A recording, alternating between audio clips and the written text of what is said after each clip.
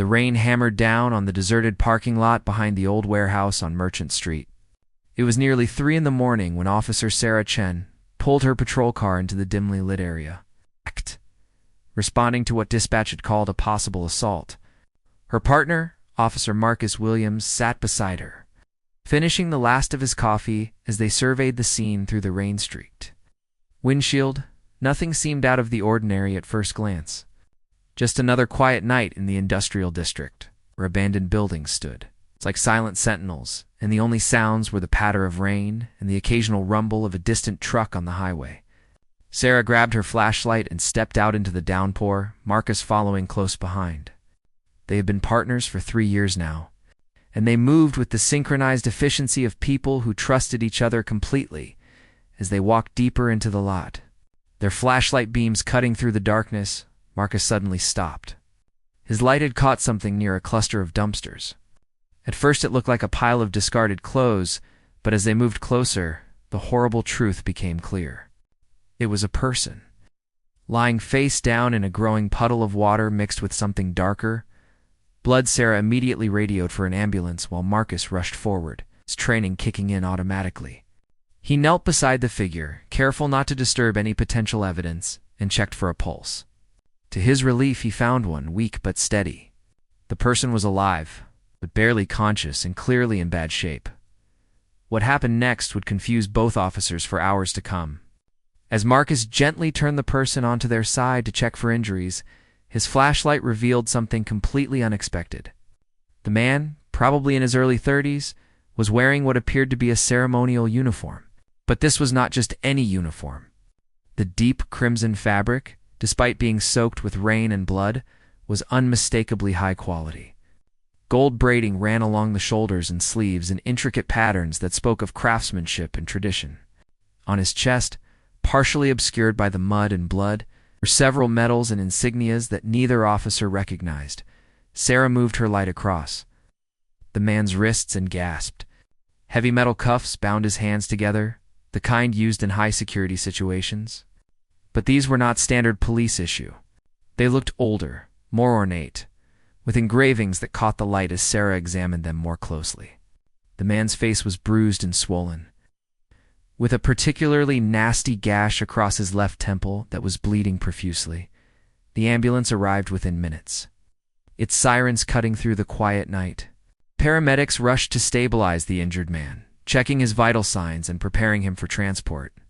Sarah noticed one of the paramedics, a veteran named Robert, pause as he examined the uniform more closely. His expression shifted from professional concern to confusion, then something that looked almost like recognition, but he said nothing.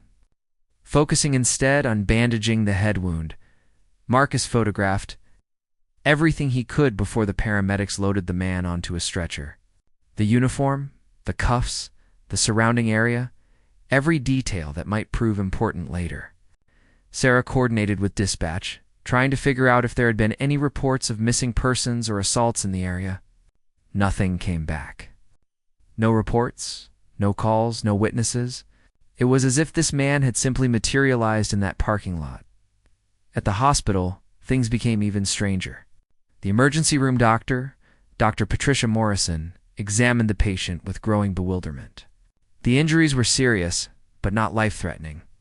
A concussion, several bruised ribs, defensive wounds on his arms, suggesting he had tried to fight back against his attackers. But it was the uniform and those cuffs that kept drawing everyone's attention. Dr. Morrison tried to remove the cuffs to properly examine the patient's wrists. But they would not budge. They had no visible lock, no keyhole, just an intricate mechanism that nobody could figure out. She called for bolt cutters, but even those barely made a dent in the metal. Whatever these cuffs were made of, it was not ordinary steel. Sarah and Marcus stood in the hallway outside the emergency room, filling out their initial reports. The man remained unconscious, unable to provide any information about who he was or what had happened to him. No identification had been found on his person. No wallet, no phone, no keys. Just that remarkable uniform and those mysterious cuffs. Detective James Rothwell arrived around 5 in the morning, summoned by the unusual nature of the case. He was a 20-year veteran of the force, known for his methodical approach and his ability to solve cases that baffled everyone else. But even he stood in the hospital room, staring at the unconscious man with an expression of complete bewilderment. Rothwell had seen a lot in his career. Gang violence, domestic disputes, corporate espionage, even a few cases involving foreign diplomats. But this was different.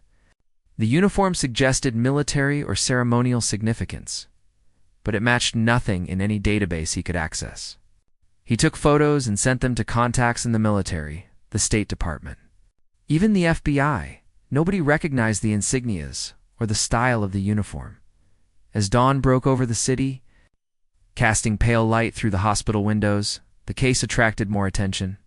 The shift supervisor, Captain Linda Hayes, arrived to assess the situation personally. She was a no-nonsense woman who had worked her way up through the ranks and was not easily impressed or confused. But this case had her stumped. Captain Hayes ordered a broader investigation. She wanted every camera in a 5-mile radius checked for any footage that might show how the man ended up in that parking lot. She wanted forensic teams to go over the scene again in daylight, looking for any clues they might have missed in the dark and rain. She wanted the uniform analyzed by experts, the cuffs examined by locksmiths and metallurgists, and she wanted answers. But answers were hard to come by. The forensic team found very little at the scene. Some tire tracks that were too degraded by the rain to be useful, a few cigarette butts that might or might not be related, and some scuff marks that suggested a struggle had taken place. But no weapons, no additional evidence. Nothing that pointed toward who had done this or why. The security cameras in the area were another dead end. Most were not working, victims of age and neglect in this forgotten industrial zone. The few that did work showed nothing useful. The man did not appear in any of the footage, suggesting he had either been brought in from a direction the cameras did not cover, or that whoever had done this knew exactly where the blind spots were by mid-morning. The hospital room had become something of a command center.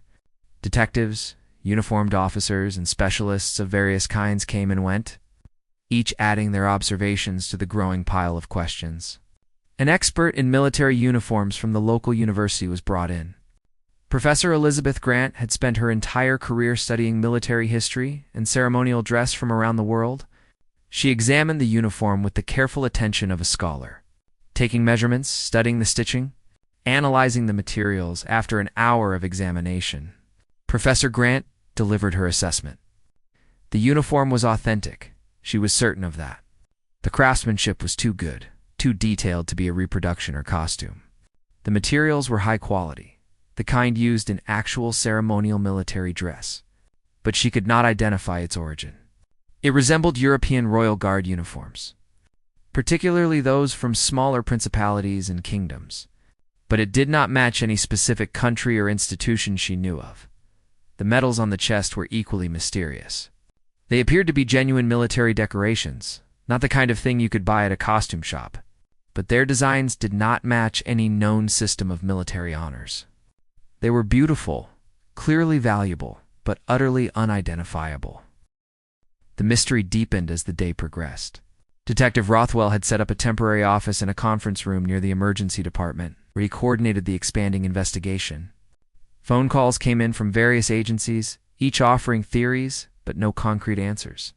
The man remained unconscious, his condition stable but concerning. Dr. Morrison explained that while his physical injuries were being treated successfully, the head trauma might have caused temporary amnesia or other cognitive issues. Around noon, something unexpected happened. A nurse named Jennifer Park was checking the patient's vital signs when she noticed something odd about the uniform. She had been adjusting the blankets when her hand brushed against one of the medals on his chest. The metal was warm, almost hot to the touch, despite the cool temperature of the hospital room. She called Dr. Morrison, who confirmed the observation. The metals seemed to be generating heat somehow, though no one could explain why or how. This discovery prompted a call to Dr. Richard Foster, a physicist from the nearby research institute. He arrived with portable equipment, eager to examine what he called an anomalous thermal signature. His instruments confirmed that the metals were indeed warmer than they should be, approximately 15 degrees above room temperature. But there was no power source, no battery. Nothing that would explain the phenomenon. Dr. Foster theorized about exotic materials or some kind of chemical reaction, but admitted he was merely guessing. While the scientific examination continued, Detective Rothwell pursued more traditional investigative methods. He had officers canvassing the neighborhood around where the man was found, knocking on doors, talking to night shift workers, anyone who might have seen or heard something. Most people had nothing to report. The area was quiet at night, largely abandoned except for a few warehouses that operated during daytime hours. However, one witness came forward with information that added another layer to the mystery. Tommy Rodriguez, a security guard who worked at a warehouse 3 blocks from where the man was found, reported seeing something unusual around 2 in the morning. He had been making his rounds when he noticed a black van parked on the street corner. Nothing particularly suspicious about that, except the van had no license plates. Tommy had made a mental note of it, because vehicles without plates usually meant trouble. But before he could call it in, the van had driven away. Tommy's description of the van was detailed. It was a newer model, possibly a Mercedes or similar high-end vehicle, with tinted windows and what looked like diplomatic flags on the front fenders, though he could not be certain in the dark. The van had headed east, away from where the injured man was later found. Rothwell immediately sent out alerts to all patrol units to watch for such a vehicle, though he knew it was probably too late. Whoever had been in that van had hours to get away. The afternoon brought another development that further complicated the case. A linguist from the university, Dr. Sarah Kim, was brought in to examine the inscriptions on the cuffs and uniform. She was an expert in ancient and modern languages, with a particular focus on European royal houses. Using a magnifying glass and good lighting, she studied the engravings carefully. What she found was fascinating and troubling. The inscriptions were in Latin, but not the classical Latin taught in schools. This was a more archaic form, mixed with what appeared to be elements of several other languages. Old French, medieval German, even traces of languages that had gone extinct centuries ago. The words themselves formed what Dr. Kim believed was an oath or declaration of loyalty, something about serving with honor and protecting ancient trusts. But there was more. Hidden within the ornate designs on the uniform's shoulder braiding, Dr. Kim found tiny symbols that she recognized from her studies of European royal heraldry. These symbols were associated with several small kingdoms and principalities that had existed centuries ago, but had long since been absorbed into larger nations. The problem was that these kingdoms had not existed for hundreds of years. Their traditions, their ceremonies, their guard units, all of that had vanished into history. Detective Rothwell sat across from Dr. Kim in the conference room, trying to make sense of what she was telling him. His notebook was filling up with questions faster than he could find answers. If the uniform and its symbols were authentic, and all the experts insisted they were, then who was this man? Was he part of some historical reenactment group? But that would not explain the violence, the mysterious cuffs, or the black van without plates. Captain Hayes joined them, bringing coffee and a grim expression. She had just gotten off the phone with the FBI, who were now taking an interest in the case. The presence of possible diplomatic vehicles and the mysterious nature of the victim had triggered protocols. Federal agents would be arriving by evening to assess the situation and possibly take over the investigation. Hayes was not happy about it, but she understood the necessity. This case was clearly beyond normal police jurisdiction as the sun began to set. Casting long shadows through the hospital windows, the patient finally showed signs of consciousness. Dr. Morrison was immediately summoned, along with Detective Rothwell. They gathered around the bed as the man's eyes slowly opened. His gaze was unfocused at first, confused and pained. He tried to speak but managed only a weak groan. Dr. Morrison checked his pupils, asked him basic questions about pain and sensation. The man seemed to understand, but could not or would not respond verbally. His eyes traveled down to the cuffs on his wrists, and an expression of deep distress crossed his face. He pulled at them weakly, then closed his eyes again, as if the effort had exhausted him. Detective Rothwell leaned in carefully. Speaking in a gentle voice, he introduced himself, explained that the man was in a hospital and safe. He asked for a name, any information that could help them. The man's lips moved, forming words that were barely audible. Rothwell leaned closer, straining to hear. What he heard made no sense. The words were not in English, not in any language he recognized. They sounded formal, ritualistic, like some kind of ceremonial phrase. Dr. Kim was quickly brought in to listen. The man repeated the phrase several times, each time with what seemed like growing urgency. Dr. Kim recorded it on her phone, her expression growing more puzzled with each repetition. Later, analyzing the recording, she would identify elements of Latin, Old French, and what might be ancient Germanic dialects. The rough translation was something about duty, honor, and a sacred trust that must not be broken. But before they could learn more, the man slipped back into unconsciousness. Dr. Morrison assured them this was normal for head trauma patients, that consciousness would come and go until the brain had time to heal. But everyone in the room felt frustrated. They had been so close to getting answers, and now they were back to waiting. The FBI agents arrived around 8 that evening. Special Agents Patricia Coleman and David Jong introduced themselves to Captain Hayes and Detective Rothwell. They were professional and courteous, but it was clear they were taking control. They listened to the briefing, examined the evidence, and spent a long time studying the unconscious patient and his mysterious uniform. Agent Coleman pulled Rothwell aside after the briefing. She wanted to know everything about the black van, every detail Tommy Rodriguez had provided. She made several phone calls, speaking in low tones to people Rothwell could not identify. When she finished, her expression was grave. She told Rothwell that the van matched the description of vehicles. It's used by certain private security firms that served very exclusive clients. The kind of clients who valued discretion above everything else, the kind who could make problems disappear. The night shift brought new challenges and stranger revelations. Agent Jong had taken over the conference room, setting up computers and secure communication equipment.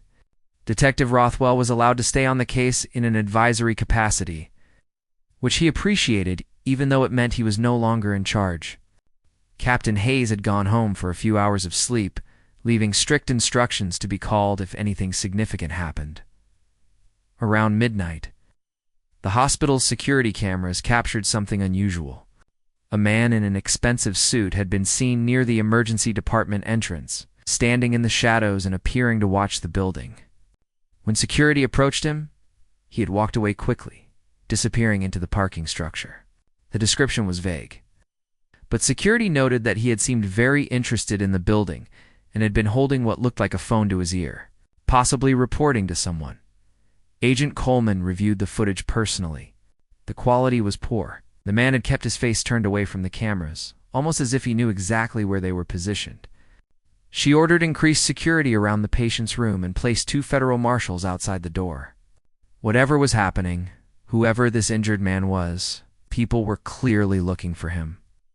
The mystery of the cuffs remained unsolved. A locksmith with 40 years of experience had been brought in earlier, a man who claimed he could open anything. He had spent 2 hours examining the mechanism, trying every technique he knew, and finally admitted defeat. The cuffs were beyond his expertise. They appeared to have no traditional lock, no obvious way to open them. The mechanism seemed to be entirely internal, triggered by something the locksmith could not identify. A metallurgist from the state crime lab had taken samples from the cuffs, scraping off tiny particles for analysis. The preliminary results were baffling. The metal was an alloy, but not one that appeared in any standard database. It contained traces of gold, platinum, and several other elements in combinations that should not be possible with traditional metalworking techniques. The metallurgist suggested that the cuffs might be very old, possibly made using techniques that had been lost to time. This information fascinated Dr. Kim, the linguist, who had stayed late to continue her research. She pulled up references to ancient metalworking, particularly methods used by royal craftsmen in medieval Europe. She found accounts of special alloys used to create ceremonial objects, items meant to symbolize unbreakable bonds or eternal commitments. But these were historical accounts, stories passed down through generations. Nobody seriously believed such techniques still existed. At 2 a.m, the patient woke again. This time he was more alert, though clearly still in pain. Dr. Morrison was called immediately. Along with agents Coleman and Zhang, they entered the room to find the man sitting up slightly, his eyes clear but filled with what looked like fear. He spoke immediately, a stream of words in that same strange mixture of languages. Agent Zhang spoke several languages himself, caught fragments. Words about danger, about betrayal, about something that needed to be protected. The man kept touching the metals on his chest, as if drawing comfort or strength from them. When Dr. Kim arrived with her recording equipment, ready to document everything, the man seemed to recognize the purpose and spoke more slowly, more deliberately, over the course of an hour. Through a combination of Dr. Kim's linguistic skills and the man's evident intelligence, a partial story began to emerge. His name, as best they could understand, was something like Alexandro or Alessandro. He insisted he was a guardian, using a word that Dr. Kim translated as both guard and protector. He spoke of an oath he had taken, a duty that went back generations. But when they asked him who he guarded or what he protected, he would only shake his head and touch those metals again. The question of the cuffs brought the strongest reaction. When Agent Coleman pointed to them and asked about their origin, Alexander became deeply agitated. He spoke rapidly, desperately, in that language no one fully understood.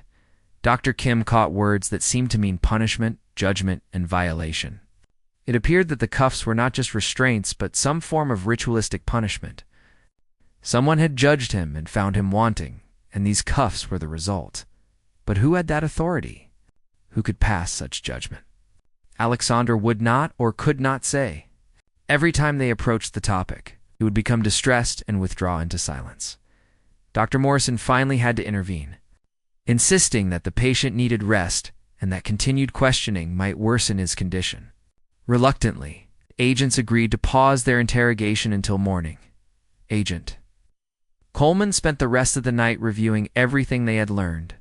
She had contacted colleagues in Europe, particularly those who specialized in matters involving nobility and ancient institutions. Several had expressed interest in the case, though none claimed to recognize the specific uniform or symbols. One contact, however, suggested something that Coleman found both intriguing and disturbing. There were rumors. Her contact said of very old organizations that still existed in the shadows of European society. Groups that traced their lineage back to medieval times, that maintained traditions and rituals that the modern world had forgotten.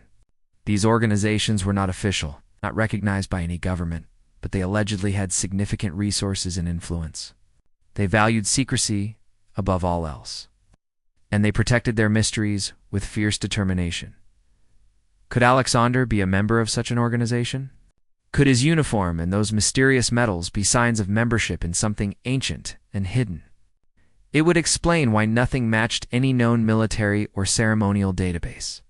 It would explain the archaic language and the ritualistic elements Dr. Kim had identified. But it raised even more questions than it answered. Dawn brought another visitor to the hospital.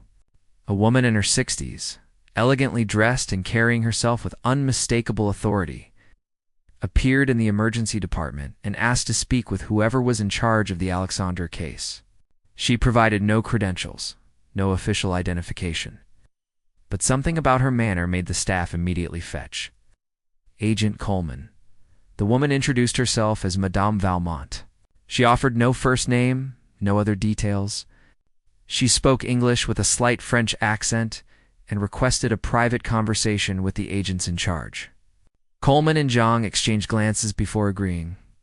Leading her to the conference room and closing the door, what Madame Valmont told them in that closed room changed the entire direction of the investigation.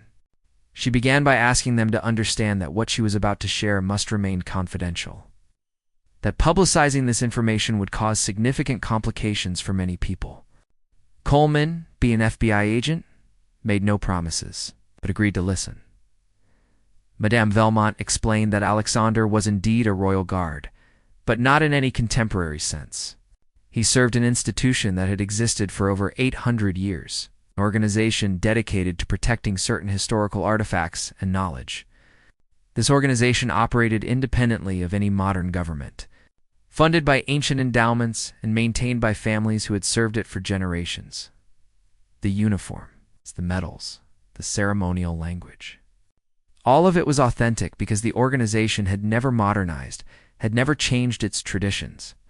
Members still took oaths in Latin, still wore uniforms designed centuries ago, still followed protocols that most of the world had forgotten. They were, in essence, living history, maintaining a continuous link to the medieval past. But something had gone wrong. Madame Valmont would not provide details, but she indicated that there had been a dispute within the organization. Alexander had been accused of violating his oath, of compromising his duty in some way. The cuffs were part of a traditional punishment, a way of marking someone who had failed in their responsibilities. He had apparently fled before the process was complete, which explained why he had been found injured and alone. Agent Coleman listened to all of this with professional skepticism. It sounded like something from a novel, a conspiracy theory dressed up in historical costume. But Madame Valmont seemed utterly sincere, and she had information that had not been made public. She knew about the cuffs, about the specific metals Alexander wore, even about the thermal anomaly Dr. Foster had discovered. She clearly had inside knowledge of the situation. Agent Zhang had been taking notes throughout Madame Valmont's explanation, but now he stopped and looked directly at her. He asked the question that was on everyone's mind. If Alexander had fled from this organization, if he had been punished for some violation, why should the authorities help return him? What guarantee did they have that he would be treated fairly, that he would not simply disappear? Madame Valmont's expression softened slightly. She acknowledged that these were reasonable concerns, which was precisely why she had come in person, rather than simply attempting to retrieve Alexander through other means. She wanted to be transparent, to work within the legal system rather than against it. The organization she represented valued honor and tradition, but they were not above the law. They simply operated in spaces the law rarely touched. She explained that. Alexandra's alleged violation involved a matter of trust and protocol, not any criminal activity. He had apparently shared information with an outsider, someone not initiated into the organization's secrets. This was forbidden by the oaths he had taken, and the punishment was meant to be symbolic rather than cruel. The cuffs would have been removed after a period of reflection and penance, but Alexander had panicked and run, which had escalated the situation. The question of who had injured him remained unclear, even in Madame Valmont's account. She claimed that the organization did not use violence as punishment, that the physical harm he had suffered was not their doing. She suggested that perhaps Alexander had encountered trouble during his flight, that his injuries might have resulted from an accident or an encounter with criminals. Who saw an opportunity in his vulnerable state, Agent Coleman was not entirely convinced. The evidence suggested a deliberate assault, not a random mugging. The location where Alexander was found was too isolated, too specific.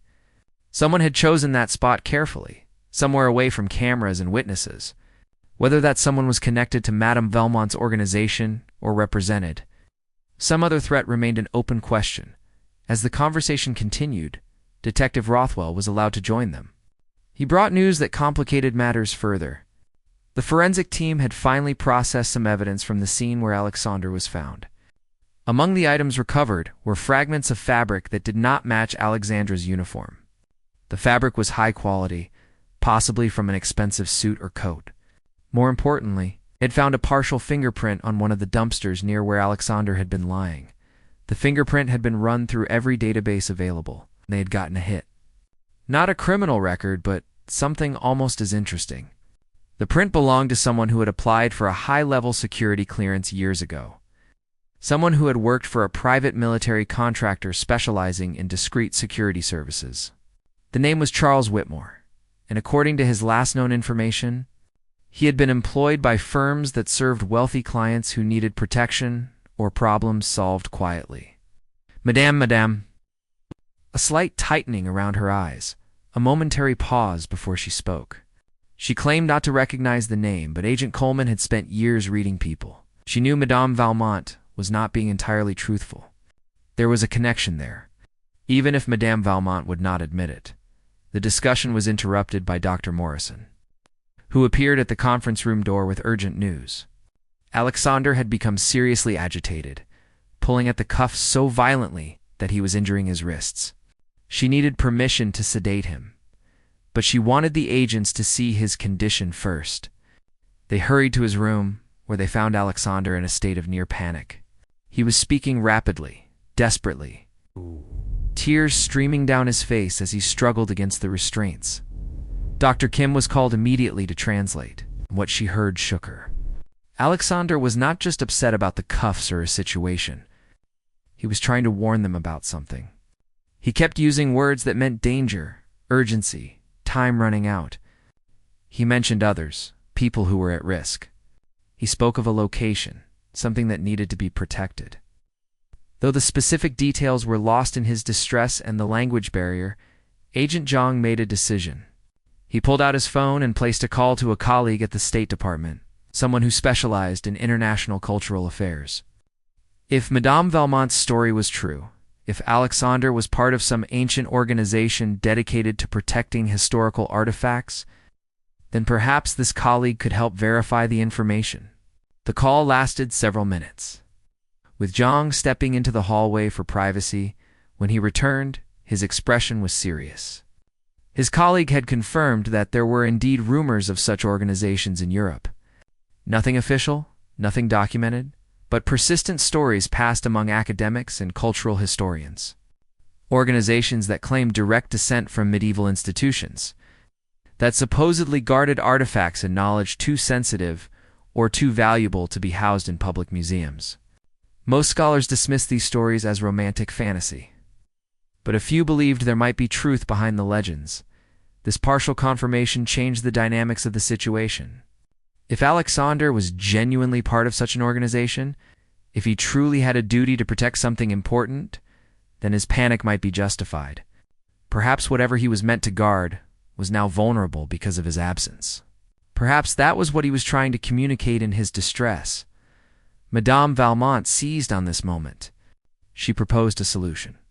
Allow her to bring in specialists who could communicate with Alexander more effectively, who understood the traditions and language of his organization. Let them remove the cuffs, which required specific knowledge and tools that only her people possessed. In exchange, she would provide full transparency about Alexandra's situation and cooperate with any investigation the authorities deemed necessary. Agent Coleman was deeply skeptical. Every instinct told her that letting Madame Valmont's people access Alexander would mean losing control of the situation. Once those cuffs were removed, once Alexander could communicate freely with his organization, there would be no guarantee that he would remain available for questioning. He might simply disappear into whatever shadowy network Madame Valmont represented, and they would never get the full truth. But Dr. Morrison's medical assessment complicated matters. Alexandra's psychological state was deteriorating. The combination of head trauma, physical pain, and whatever emotional distress he was experiencing regarding his situation was creating a serious health crisis. If he continued to struggle against the cuffs, he might cause permanent damage to his wrists. If his agitation increased, he might suffer a seizure or other neurological event. From a medical standpoint, removing the cuffs and calming the patient was becoming a necessity. Detective Rothwell proposed a compromise. Allow Madame Valmont's specialists to attempt to remove the cuffs, but under strict supervision. Federal marshals would remain in the room at all times. All communication with Alexander would be monitored and recorded, and Alexander himself would remain in protective custody until the full investigation was complete. This would address the medical concerns while maintaining law enforcement's ability to investigate. After a tense discussion, Agent Coleman agreed to the compromise, though she insisted on additional conditions. Madame Valmont would need to provide detailed information about her organization, including verified contact information and the names of individuals who could corroborate her story. Any specialists she brought in would be subject to background checks, and if there was any indication of criminal activity, any suggestion that Alexander had been the victim of a crime committed by members of this organization, the full force of federal law would be applied. Madame Valmont accepted these terms with apparent grace, though her expression suggested she was not entirely pleased with the level of scrutiny being imposed. She made several phone calls, speaking in rapid French that Dr. Kim tried to translate. The conversations seemed to involve logistics and permissions. With Madame Valmont apparently consulting with superiors or colleagues about the agreed-upon arrangement, within 2 hours, 2 people arrived at the hospital. They were escorted by federal marshals and subjected to thorough screening before being allowed anywhere near Alexander. The first was an elderly man who introduced himself simply as Master Christophe. He was a specialist in historical metalwork, according to Madame Valmont. Someone who understood the ancient techniques used to create ceremonial restraints like the cuffs Alexander wore. The second arrival was a woman in her 40s, named Sister Marguerite. Despite the title, she wore no religious habit, just conservative business attire. Madame Valmont explained that she was what might be called a counselor within the organization, someone trained to help members deal with stress and conflicts. She would help calm Alexander and facilitate communication while Master Christophe worked on the cuffs. The room was crowded with people as Master Christophe began his examination of the cuffs. Federal marshals stood by the door, their presence a constant reminder that this was still a law enforcement matter. Agent Coleman and Detective Rothwell watched from the corner, while Dr. Morrison monitored Alexandra's vital signs. Sister Marguerite sat beside the bed, speaking softly to Alexander in what sounded like a mixture of French and Latin, her voice calm and reassuring. Alexandra's reaction to seeing Sister Marguerite was immediate and profound. His agitation decreased noticeably, and he responded to her in the same mixed language, his words tumbling out in what seemed like relief at finally being able to communicate properly. Dr. Kim listened intently, capturing what she could, but it was clear that much of the conversation involved concepts and references that had no easy translation into modern languages. Master Christophe worked with the careful precision of someone who had spent a lifetime mastering his craft. He had brought a leather case filled with unusual tools, some of which looked ancient themselves. He examined the cuffs from every angle, his weathered fingers tracing the engravings with a familiarity that suggested he had seen similar work before. After several minutes, he began explaining what he was seeing.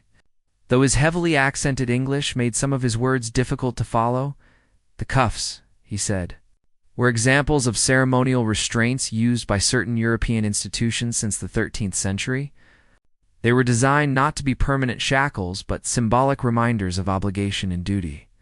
The mechanism that locked them was ingenious, requiring not a key, but a specific sequence of pressures applied to hidden points on the metal surface. It was like a combination lock, but three-dimensional and far more complex. Without knowing the exact sequence, removing the cuffs without damaging them or injuring the wearer was nearly impossible. Master Christophe had learned the technique from his own teacher, who had learned it from his teacher before him, a chain of knowledge passing down through generations. As he worked, applying pressure to spots that looked no different from any other part of the cuff's decorated surface, he spoke about the philosophy behind such restraints. They were meant to teach humility, he explained, to remind those who wore them that no person was above the rules of their community, no matter how skilled or important they might be. After nearly 20 minutes of careful manipulation, something in the cuffs clicked audibly.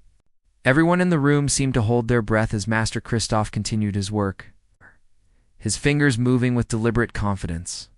Another click, then another, each sound marking progress through the hidden mechanism. Finally, with a soft metallic whisper, the cuffs opened and fell away from Alexandra's wrists.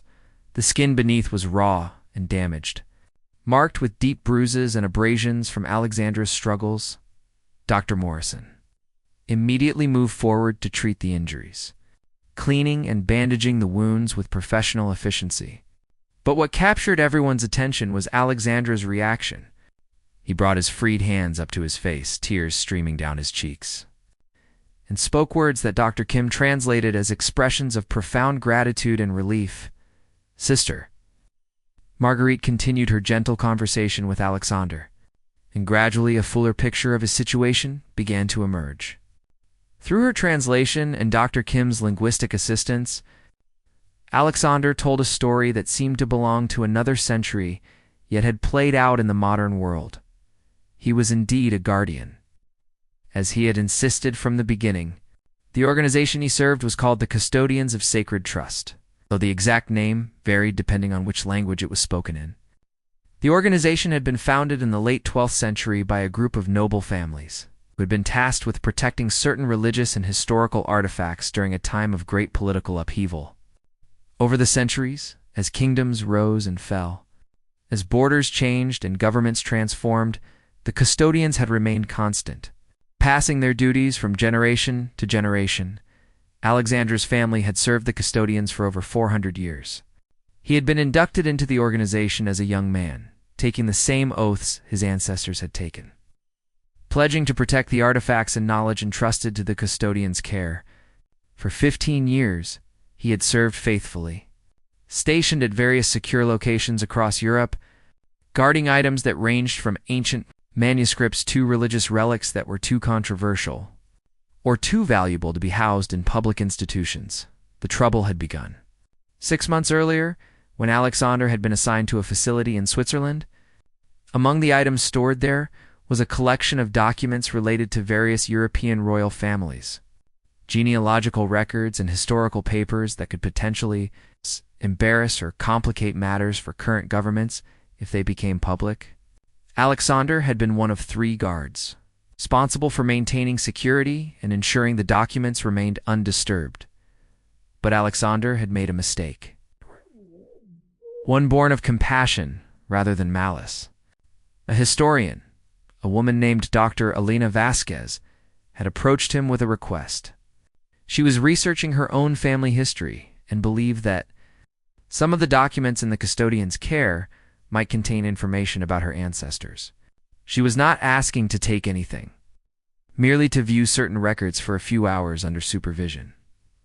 Alexander had been moved by her earnest request and her obvious respect for historical preservation. Against protocol, against his oaths, he had allowed her into the facility one evening when the other guards were occupied elsewhere. Dr. Vasquez had viewed the documents she sought, taking only photographs for her research, and had left without incident. Alexander had believed that his small violation would go unnoticed, that his kindness would harm no one, but the custodians maintained extremely strict monitoring of their facilities. The breach had been detected through security systems Alexander had not even known existed. An internal investigation had been launched immediately, and Alexander had been summoned before the organization's council to answer for his actions. The council, composed of senior members from the founding families, had determined that Alexander had violated the most fundamental rule of the custodians by allowing an outsider access to protected materials. The punishment had been decided. According to traditions that had barely changed in 8 centuries, Alexandra would wear the ceremonial cuffs for 30 days as a mark of his dishonor. During this time, he would be confined to a reflection chamber. It's an isolated room where he would contemplate his failure and recommit himself to his duties. At the end of the 30 days, if he still wished to remain a custodian, the cuffs would be removed and he would resume his duties. Though with reduced responsibilities and under close supervision, Alexander had accepted the judgment initially, understanding that he had indeed broken his oath. But something had happened during his first week in the reflection chamber that had changed everything. He had overheard a conversation between 2 council members, discussing plans that disturbed him deeply. The conversation had been in a mixture of languages, perhaps not intended to be fully understood even if overheard. But Alexander's linguistic training had allowed him to grasp enough to be alarmed. The council, or at least some members of it, were planning to sell certain artifacts to private collectors. Not the historically significant items, pieces that could generate substantial money without attracting unwanted attention. The justification, as Alexander understood it, was that the organization needed funds to maintain its operations in an increasingly expensive modern world. But to Alexander, this was a profound betrayal of the custodians' fundamental purpose. They were meant to protect and preserve, not to profit. Faced with this knowledge, Alexander had made a desperate decision. He had escaped from the reflection chamber, still wearing the cuffs that marked his punishment, and had fled. His plan had been to reach authorities, perhaps Interpol or UNESCO, and report what he had learned. But he had underestimated how far the organization's reach extended and how seriously they would take his flight. The pursuit had been swift and professional. Alexander had made it as far as the United States, using contacts and resources he had accumulated during his years of service. But in the industrial district where he had arranged to meet someone who might help him, he had been intercepted. The men who found him, Alexander believed, were not official members of the custodians but hired security, the kind of discreet professionals that wealthy organizations employed when they needed problems. Solved quietly, there had been a confrontation. Alexander had tried to explain, tried to make them understand that he was trying to protect the organization from corruption, not destroy it. But they had not been interested in explanations. They had been instructed to bring him back, and when he had resisted, violence had erupted. Alexander had fought as well as his restrained condition allowed, but he had been outnumbered and outmatched. At some point during the struggle, he had been struck in the head, and everything had gone dark. When he had regained consciousness briefly before the officers found him, his attackers were gone. He had no idea whether they had been scared off by something, whether they had believed him too injured to survive, or whether leaving him had been part of some larger plan. All he knew was that he had to warn someone about what was happening within the custodians, about the corruption that threatened to destroy centuries of honorable service. As this story unfolded in the hospital room, translated and clarified through multiple voices, the law enforcement officials exchanged significant looks. This was no longer just a matter of an injured man with a mysterious background. If Alexandra's account was accurate, they were dealing with international art crime, potential trafficking in stolen cultural artifacts, and possibly violence committed to cover up illegal activities. The investigation moved quickly once Alexander was able to provide specific details about the custodians' operations and the suspected corruption. Agent Coleman coordinated with international law enforcement agencies, sharing information that had been carefully guarded for centuries. The custodians, despite their secrecy, found themselves under scrutiny from authorities in multiple countries, who were suddenly very interested in the artifacts they claimed to protect. Charles Whitmore was located within 72 hours. He had returned to his apartment in New York, apparently confident that the job was finished and that the injured man he had left in that parking lot would either die or be too confused to identify his attackers. Federal agents arrested him as he left his building early one morning, finding in his possession a phone with messages that clearly linked him to the assault on Alexander. Under questioning, Keedmore admitted to being hired through an intermediary to retrieve a man wearing a ceremonial uniform and return him to a location in Switzerland. He claimed he had not known the full context, had not realized the larger implications of what he was being asked to do. The intermediary was traced back to one of the corrupt council members, a man named Friedrich von Hessler, who came from one of the custodians' founding families, but had apparently lost sight of the organization's mission decades ago. Von Hessler had inherited his position, and with it access to some of the most valuable artifacts in private hands. Over the years, he had quietly built a network of black market contacts, selling pieces that he believed would not be missed or whose absence could be explained away as administrative errors. When confronted by both law enforcement and legitimate council members, von Hessler initially tried to maintain his innocence, but the evidence was overwhelming. Financial records showed payments to Whitmore's security firm. Communications revealed conversations about specific artifacts and their market values. Most damaging were the testimonies of collectors who, when granted immunity from prosecution, admitted to purchasing items from a source they had been told was connected to a historical preservation organization. 3 other council members were implicated in the scheme, though to varying degrees. One had been an active participant in the sales, helping to identify which artifacts could be moved without attracting attention. Another had known about the activities but had remained silent, paralyzed by a misguided sense of loyalty to his fellow council members. The third had suspected something was wrong, but had lacked the courage to speak up until Alexander's escape had forced the issue into the open. The custodians faced an existential crisis. Their secrecy, which had protected them for centuries, now worked against them. How could they prove their legitimacy to authorities who were understandably skeptical? How could they demonstrate that the vast majority of their members were honorable guardians rather than criminals hiding behind historical pretense? The answer required a level of transparency that many within the organization found deeply uncomfortable. Madame Valmont emerged as a key figure in navigating this difficult transition. She worked tirelessly with international authorities to document the custodians' holdings, to verify the provenance of artifacts in their care, and to establish protocols that would allow oversight without compromising the security that many of the items required. It was a delicate balance, and not everyone in the organization agreed with her approach. Some members resigned rather than accept what they viewed as outside interference. Others argued that the organization should simply dissolve, that their time had passed and the modern world had no place for medieval institutions. But Alexandra's story had inspired many within the custodians to fight for the organization's survival. Here was a young man who had risked everything, endured punishment and violence, all to protect the integrity of an institution he believed in. His courage became a rallying point for those who wanted to preserve the custodians, but reform its operations to meet contemporary standards of accountability and transparency. Detective Rothwell, who had seen his simple assault case transform into an international investigation, found himself traveling to Switzerland to assist with aspects of the case that fell under United States jurisdiction. He met with Alexander there, in a secure facility where the young guardian was recovering both physically and emotionally from his ordeal. The two men, from vastly different worlds, had developed a mutual respect during the investigation.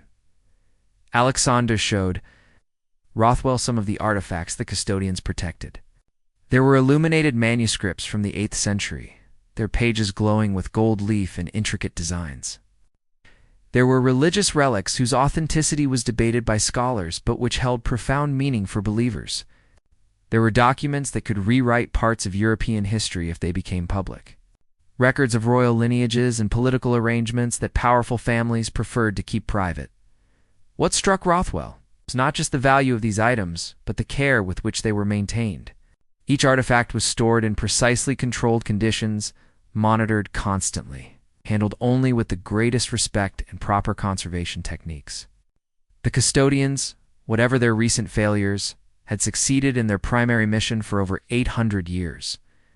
They had protected treasures that might otherwise have been lost to war, revolution, or simple neglect. Alexander explained that this was why he had been willing to risk so much. The custodians represented an unbroken chain connecting the present to the distant past. They were living proof that dedication and honor could transcend the centuries, that some duties were worth maintaining even when the world changed around them. The corruption he had discovered was not just a criminal matter, but a spiritual betrayal, a breaking of faith with all those who had served before. The legal consequences for those involved in the artifact sales were severe. Von Hessler and his primary accomplice faced charges in multiple countries, including theft, fraud, and conspiracy. The artifacts they had sold were recovered in most cases, turned to the custodian's care, or, where appropriate, transferred to legitimate museums and cultural institutions. Charles Whitmore and his associates were prosecuted for assault and attempted kidnapping, receiving substantial prison sentences. But perhaps the most significant outcome was the transformation of the custodians themselves. Under Madame Valmont's leadership, supported by Alexander and others who shared their vision, the organization began a process of careful modernization. They established formal relationships with major museums and cultural heritage organizations, allowing for collaborative preservation efforts while maintaining appropriate security for the most sensitive items. They created transparent governance structures, with independent oversight to prevent the kind of corruption that had nearly destroyed them. The ceremonial aspects of the organization were preserved, including the uniforms and oaths that connected modern members to their medieval predecessors. But the punishments were reformed, with the symbolic cuffs relegated to historical artifacts rather than tools of discipline. Alexander himself played a role in developing new training programs for guardians, emphasizing not just security, protocols, but ethical reasoning and the importance of speaking up when something seemed wrong. Dr. Elena Vasquez, the historian whose innocent request had inadvertently triggered the entire crisis, came forward when she learned of Alexander's ordeal. She felt tremendous guilt that her research had caused such trouble for someone who had only tried to help her. but Alexander met with her and assured her that no apology was necessary. Her request had been reasonable, and his decision to help had been his own. What had happened afterward was the result of corruption within the custodians, not her actions. In fact, Alexander suggested that Dr. Vasquez's situation had highlighted a problem the custodians needed to address. They had been so focused on secrecy that they had cut themselves off from the scholarly community they should be serving. Historical research was important, and researchers with legitimate interests should have ways to access relevant materials without compromising security. This led to the creation of a formal application process, where scholars could request supervised access to certain documents under carefully controlled conditions. Officer Sarah Chen and Officer Marcus Williams, whose routine patrol had led them to discover Alexandro that rainy night, were recognized for their professional handling of an unprecedented situation. They had followed protocols, secured the scene, and treated the mysterious injured man with dignity and care, despite having no idea who he was or what had happened to him. Their actions had likely saved Alexandra's life and had set in motion the investigation that exposed significant criminal activity. Captain Linda Hayes received commendations from federal agencies for her department's cooperation and assistance during the investigation. She used the case as a teaching example for her officers, demonstrating how what seems like a simple call can sometimes open doors to much larger issues, and why thoroughness and attention to detail always matter in police work. Dr. Kim, the linguist, who had worked tirelessly to bridge the communication gap, published a paper on the archaic languages used by the custodians with the organization's permission. It became a significant contribution to the field of historical linguistics, providing rare examples of how medieval ceremonial language had been preserved in living practice. She maintained a consulting relationship with the reformed custodians, helping them document and preserve the linguistic traditions that were part of their heritage. Master Christoph, who had removed Alexandra's cuffs with such skill, agreed to train a new generation in the old metalworking techniques, but with a crucial difference. The knowledge would no longer be kept secret, passed down only within closed circles. Instead, it would be shared with conservation specialists and historians, ensuring that these ancient skills would not be lost even if the custodians eventually ceased to exist. For Alexander himself, the months following his ordeal brought profound changes. His physical injuries healed, though he carried scars that would remain with him always. The psychological impact took longer to address. He worked with counselors to process the trauma of his punishment, escape, and assault. But through it all, he maintained his commitment to the custodians and their mission. He was offered a position on the Reformed Council, a recognition of his courage and integrity. At first he hesitated, feeling too young and inexperienced for such responsibility.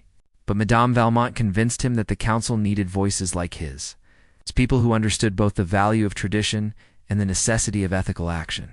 He accepted, becoming the youngest council member in the custodian's history. In his new role, Alexander became a bridge between the old ways and new realities. He respected the ceremonies and traditions that gave the custodians their identity, but he also insisted on accountability and transparency. When difficult decisions needed to be made about releasing information to authorities or cooperating with external investigations, Alexander's voice carried weight because everyone knew what he had sacrificed to protect the organization's integrity. The facility in Switzerland, where Alexander had first discovered the corruption, was thoroughly audited, and several procedural changes were implemented to prevent similar situations in the future. Multiple guardians were always assigned to sensitive locations, and they rotated regularly to prevent any one person from developing inappropriate relationships with the materials they protected. Regular inventories were conducted by independent specialists, ensuring that nothing could disappear without immediate detection. 2 years after that rainy night in the parking lot, a small ceremony was held at the Reformed Custodians' headquarters in Geneva. Alexander was formally recognized for his service to the organization, presented with new medals that acknowledged not just his years of duty, but specifically his courage in standing against corruption. Unlike the medals he had worn the night he was attacked, these new decorations were worn not because of any mysterious property, but because they represented genuine, respect and gratitude from an organization that had learned painful lessons about the cost of losing its way. Officers Chen and Williams were invited to attend the ceremony. A gesture of appreciation for their role in saving Alexandra's life, they flew to Geneva, experiencing a world they had never imagined existed. They toured parts of the custodian's facilities, saw artifacts that took their breath away, and gained an understanding of why people like Alexander dedicated their lives to this work. Detective Rothwell also attended. Having developed a lasting friendship with Alexandro through their shared experience of the investigation, he brought news that Charles Whitmore had begun cooperating with authorities from prison, providing information about other questionable security jobs he had taken over the years. Some of his intelligence had led to the recovery of additional stolen artifacts and the exposure of other black market networks. Madame Valmont, in her remarks at the ceremony, spoke about how organizations and institutions could lose their way gradually, compromise by compromise, until they no longer recognized themselves. She credited Alexander with providing the shock the custodians had needed to examine themselves honestly and make necessary changes. His willingness to suffer for his principles had reminded everyone what true guardianship meant. Alexander's response when he was asked to speak was characteristically humble. He said that he had simply done what any true custodian should do, what his ancestors would have expected of him. He spoke about the weight of tradition and the responsibility of carrying forward a legacy of honor. But he also emphasized that tradition without integrity was merely theater, that preserving the forms of honor while abandoning its substance was the worst kind of betrayal. The room was filled with people representing the reformed custodians, scholars and museum professionals who were building new partnerships with the organization, law enforcement officials from several countries who had worked on various aspects of the investigation, and family members of long-serving guardians who wanted to see the organization continue into the future. It was a gathering that would have been impossible 2 years earlier. Secrecy and isolation had been the custodians' defining characteristics. As the ceremony concluded and guests mingled, Alexander found himself standing before a display case containing the cuffs that had bound him that terrible night. They had been preserved as a reminder, a physical representation of what could go wrong when power was exercised without wisdom, when punishment was administered without justice. Looking at them now, Alexander felt not bitterness, but a strange sense of gratitude. Those cuffs had marked the worst period of his life, but they had also led to the greatest test of his character, and ultimately, 2 positive changes that might ensure the custodian's survival for centuries to come. Dr. Morrison, who had traveled from the United States to attend the ceremony, stood beside Alexander, looking at the cuffs. She remarked on how close he had come to dying that night, how the combination of head trauma and exposure could easily have been fatal. Alexander acknowledged this, but pointed out that he had been saved not by chance, but by the dedication of officers who took their duties seriously, by medical professionals who cared for patients regardless of how mysterious their circumstances might be, and by investigators who pursued truth even when it led to uncomfortable places. The story of the Royal Guard, found injured and cuffed in a parking lot, whose identity had initially baffled everyone, had become something of a legend within law enforcement and cultural heritage circles. It was used as a case study in training programs, illustrating how complex situations could hide behind apparently simple circumstances, and why keeping an open mind and following evidence wherever it led was essential to good investigation. For the people directly involved, though, it was more than just an interesting case. It was a reminder that the modern world still held mysteries, that ancient institutions could exist alongside contemporary society, and that individual courage could still make a profound difference. Alexandra's ordeal and his willingness to stand for principles over comfort had saved an 800-year-old organization from destroying itself and had brought to justice those who would have corrupted it for personal gain. As evening fell over Geneva and the ceremony gave way to quieter conversations and personal reflections, Alexander stepped out onto a balcony overlooking the city. Behind him was a world of ancient artifacts and timeless duties. Below him was a modern city with all its complexity and challenges. He stood between these worlds belonging to both, and he understood that this was where he was meant to be. The guardian, who had been found broken and bound in a parking lot, had become a bridge between past and present, between tradition and reform, between secrecy and accountability. His story, which had begun with such confusion and pain, had become a testament to the enduring power of integrity and the possibility of redemption, even for institutions that had lost their way.